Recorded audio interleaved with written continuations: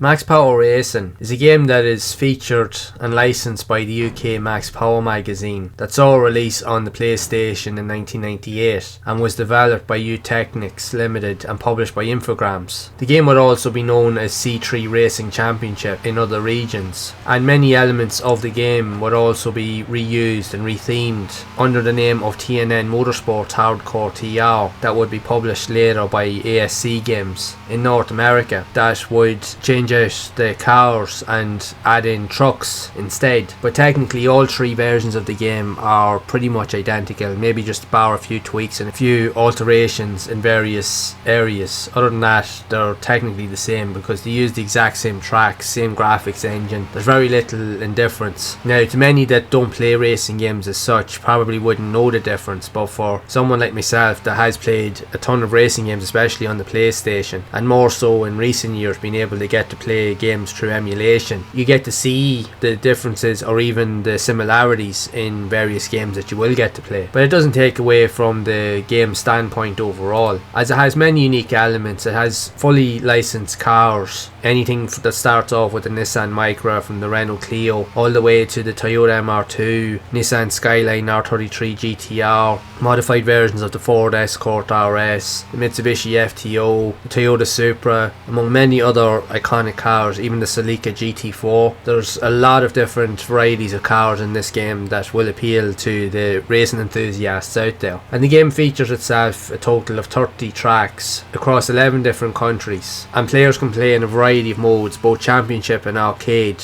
which they will have to compete in to unlock other elements and other variety of tracks, and especially the cars to play through. As with each tier you unlock a different set of cars which you have to then use to race through that tier, because again the cars will be a lot faster so that you can compete at a higher, more difficult level. So you will need to unlock faster cars to have any chance of progression, as this game does increase in difficulty the further into the championships and modes that you race in. The game also does make great use of various features with dynamic weather conditions and lighting during races, and even with water effects. The one thing to note about this game is that there is a high difficulty curve to it, because there are certain elements on certain tracks where you're racing along cliff sides or even next to rivers, and if you drive off the cliff or into a river, that's the race over straight away. There's no respawning back on the track like you would see with a typical arcade game. When the race is over, it's over. There's no ifs or buts about it. There's no room for error really with this game as such, so you have to restart the race again from scratch and race all over again and make sure that you don't make the same mistakes, which in all honesty, from my own experience of playing these games, it is hard to do, because compared to other racing games, although they are solid racing games in their own right, like Max Power and C3 Racing are technically the same game anyway, but the handling can be quite sluggish and a little bit on the clunky side, especially when you compare it to more mainstream games. When you look at the likes of Gran Turismo, which set the standard pretty much for racing games across the board, Max Power Racing does pale in comparison to the likes of those games, more importantly, but it does have many unique elements. The only downside that I find, especially aside from the likes of the controls, which again is sluggish and can put a lot of players off, is even though it has a great use of tracks across different locations, this game would have suited better as more of an off-road, like with the later version of the TNN Motorsports Hardcore game that uses trucks. That would have been more suited to this game. Having the likes of sports cars in this type of game didn't really suit it. This game would have been better off as a rally game rather than a typical game that you see, because it uses standard cars on off-road tracks, which again, even though it has an arcade kind of aesthetic, it doesn't really appeal to the masses as such, because if it was rally cars you could justify the means in it, because the majority of the time in this game, 95% of the tracks in the game, you will be racing off-road on different types of environments, which would have been better suited to rally cars. But again, that would have been later changed with the likes of trucks in the later version of the game that was released, so it would have made a lot more sense. But it doesn't take away from the game overall. It's still genuinely a fun but yet challenging game to play. It will test your nerve, and you will have to put a lot of time into this to really get a feel for the handling and dynamics of the cars, as each of the cars do have their own handling characteristics to some degree, and it's more noticeable when you start off with the base level cars and you work your way up to the faster cars. And it does have some decent graphics, although while not as impressive compared to other racers on the system, it definitely has enough appeal, especially if you are genuinely looking for something different to the likes of Gran Turismo and other types of racing games. Even going going back to my own personal experience, I remember playing this game originally on a demo that actually came with the UK PlayStation magazine, and that demo was actually a very important disc that came out at that time, because not only did you have a playable demo of Max Power Racing, you also had a demo of the iconic Metal Gear Solid. So you had two high profile games pretty much on the one disc. And while I'm a big Metal Gear Solid fan and I would have put a lot of time into that, I did also put a lot of time into the Max Power demo, because you could play as the Toyota Supra and you could play on one of the tracks in America, and it was challenging, and I thought it was really good for what was on offer. And one of the really cool aspects of the game was the effects that it had on the car. If you were driving on like dirt and gravel, you would actually see the dirt start to stick to the car, but then when you went through the water, it would clean the dirt off of the car, or the dirt would disappear. So it was very realistic that way, and that kind of detailed element wouldn't have really been seen in many other games at that time. That's the funny thing with the likes of games like this. Even though it had